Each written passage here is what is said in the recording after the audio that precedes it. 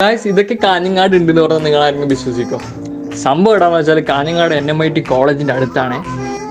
Guys ഒരു 4 മാസം മുമ്പാണ് ഞാൻ ഇവിടെ വന്നത്. അന്നേരം എല്ലാം അണ്ടർ കൺസ്ട്രക്ഷനിലായിരുന്നു. സംഭവം ഒരു ഫാം ഹൗസാണ്. ഫാം ഹൗസ് എന്ന് പറയുമ്പം കൃഷി പരിപാലനവും മൃഗപരിപാലനവും മീൻ പരിപാലനവും അങ്ങനത്തെ കാര്യങ്ങളൊക്കെ ഉൾപ്പെട്ടത്. ഇതിനൊക്കെ നടുക്ക് കൂടിയാണ് ഈ സംഭവങ്ങളൊക്കെ ഓടുന്നത്.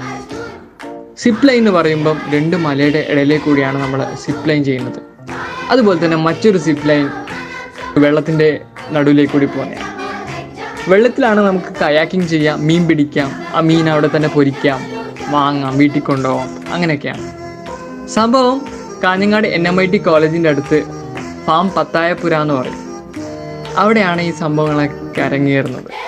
അപ്പോൾ താല്പര്യമുള്ളവർക്ക് അവിടെ പോവാം. വെറുതെ പോകാൻ പൈസ ഒന്നും കൊടുക്കണ്ട.